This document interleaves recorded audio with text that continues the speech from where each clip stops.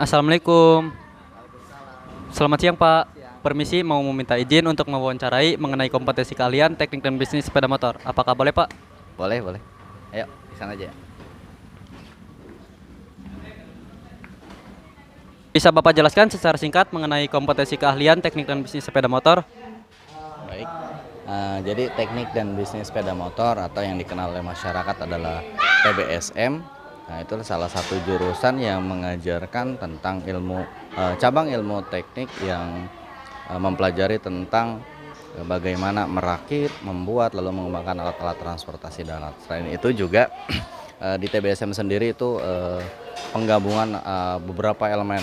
Jadi banyak elemen, ada elemen listrik, elektronik, mekanika gitu. Nah, jadi memang sebetulnya sangat kompleks, tapi ya mungkin kurang lebihnya seperti itu. Lalu apa saja sih Pak yang dipelajari pada kompetensi keahlian teknik dan bisnis sepeda motor? Ya, jadi untuk kelas 10 berdasarkan kurikulum 13 ya atau K13, dari kelas 10 itu mereka belajar gambar teknik, lalu teknologi dasar otomotif, lalu mereka juga belajar pekerjaan dasar otomotif. Nah, jadi di kelas 10 mereka belajar tentang dasar-dasar otomotif. Nah, nanti di kelas 11 baru mereka masuk pada pelajaran pemeliharaan mesin, pemeliharaan sasis, pemeliharaan kelistrikan. Nah, nanti di kelas 12-nya barulah ada pengelolaan bengkel. Nah, itu yang mengarah pada bisnis dan manajemennya. Jadi di kelas 10 dasar, kelas 12 baru pemantapan, begitu. Lalu keahlian apa saja sih Pak yang harus dimiliki oleh siswa lulusan teknik dan bisnis sepeda motor? Ya, kalau keahlian kalau mereka belajarnya baik ataupun benar, nah dari kelas 10 tuh dari mulai welding ya, mereka bisa, lalu untuk kelas 11-nya mungkin lebih ke arah pelayanan jasa. Jadi mereka diarahkan untuk menjadi mekanik yang nantinya bisa bekerja mungkin di dealer atau di bengkel resmi atau bahkan bisa juga masuk kepada perusahaan. Nah, itu pun tergantung daripada anak-anaknya gitu. Setelah lulus nanti untuk lulusan teknik dan bisnis sepeda motor untuk prospek kedepannya seperti apa Pak? Oh ya, untuk output ya, untuk lulusan. Jadi gini, dari kelas 10 itu mereka sudah disortir, mungkin bahasanya sortir ya. Jadi ada beberapa pilihan, ada beberapa siswa yang mau masuk ke perusahaan atau dunia industri, ada juga yang mau melanjutkan ke perguruan tinggi atau bahkan mau membuka wirausaha.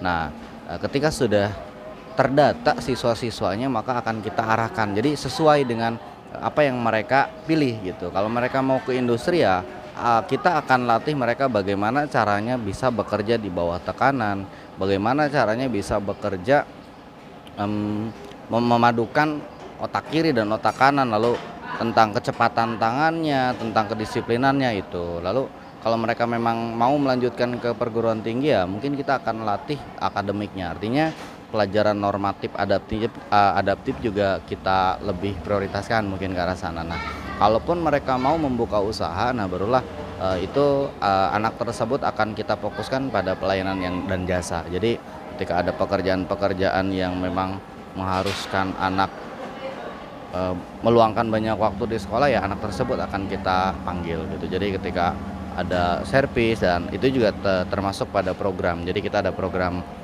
servis gitu kan, dan lain-lain, mungkin ke arah sana.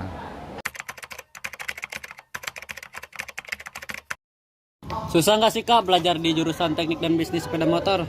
Wah, seru dong. Bagi kita, masuk jurusan TBSM itu menyenangkan, kan tentunya ketantang sekali. Kontrolnya galak. Selama bersekolah di SMK Lentera Bangsa 2, apa aja sih Kak kesan yang paling diingat di sekolah? Bagi saya yang paling menyenangkan adalah pas pelantikan OSIS. Kalau saya pas PKL. Kalau saya saat uji kom karena sangat menantang.